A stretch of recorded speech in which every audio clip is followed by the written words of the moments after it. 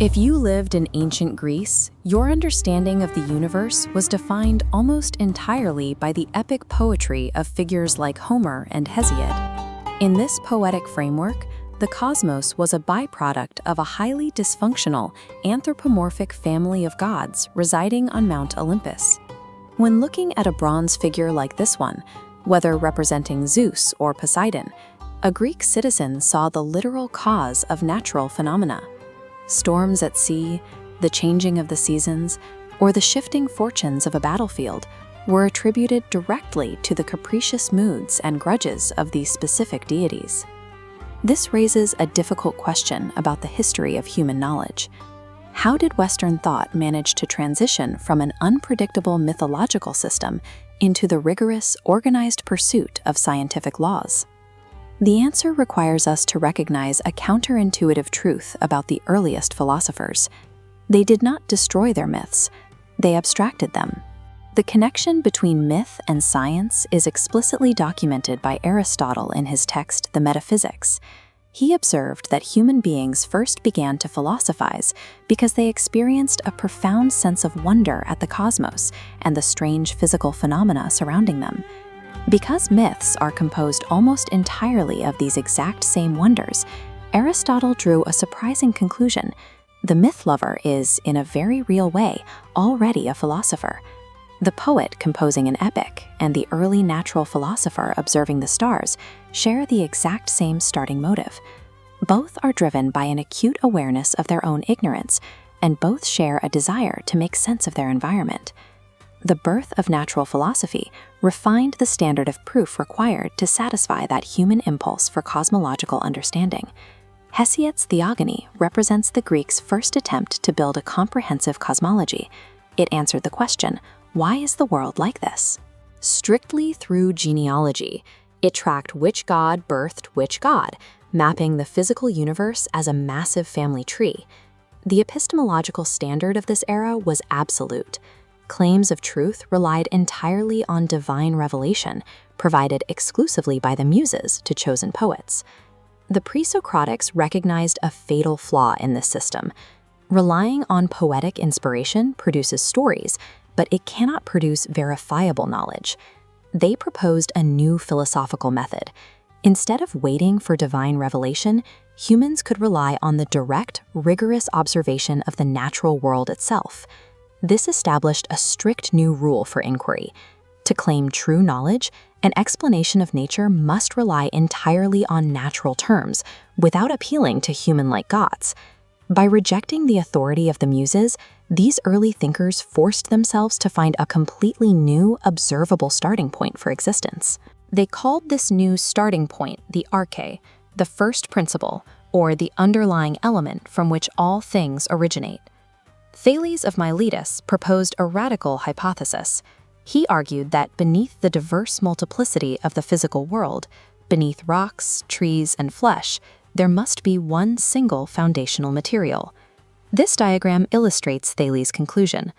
He identified that prime element as water.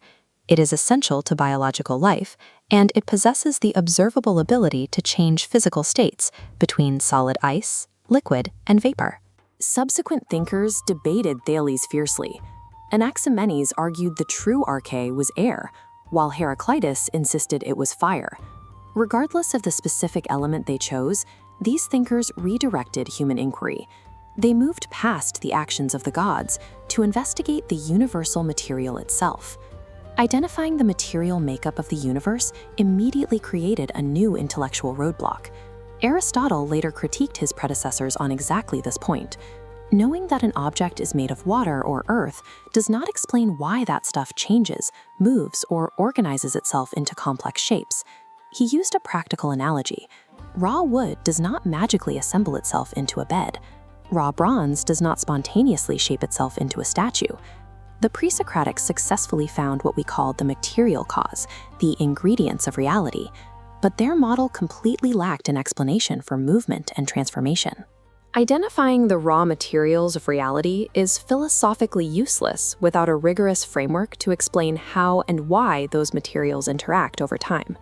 Aristotle solved this by designing a comprehensive system. To possess true scientific knowledge of any object, he argued, you must answer 4 distinct causal questions. First, the material cause, out of what is it made? Here, raw bronze. Second, the efficient cause, the sculptor's chisel changing it. Third, the formal cause, the blueprint or specific pattern. Fourth, the final cause, the ultimate purpose the object exists for. Unlike the Milesians, who stopped at the ingredients, Aristotle's model accounts for the entire life cycle, movement, and purpose of an object in physical space. By establishing these 4 causes, the study of nature transitioned from a guessing game about basic elements into a structured, logical science. This desire to explain the overarching order of the universe culminated in Plato's cosmology, detailed in his dialogue, the Timaeus. Plato introduced the demiurge, a divine craftsman. This was his philosophical alternative to the capricious Homeric gods. Watch how this order is imposed. The demiurge shapes chaotic matter not through emotional whim, but by using strict mathematics, geometry, and harmony. This teleological order aims specifically for the best possible state of the cosmos. It replaces the petty, jealous, and destructive actions of Mount Olympus with absolute mathematical precision. This philosophical leap firmly established the universe as a rational, law-abiding system where predictable natural mechanisms govern all physical interactions.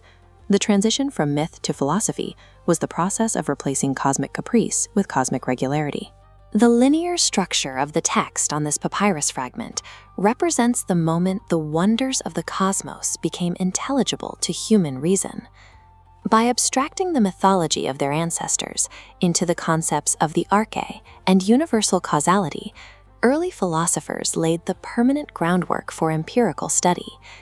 Evaluating the universe through underlying material and formal causes, rather than through the unpredictable personalities of deities, is the defining marker of Western thought. By shifting the standard of truth from the muses to observable matter, the ancient Greeks built the intellectual scaffolding that supports all modern scientific inquiry.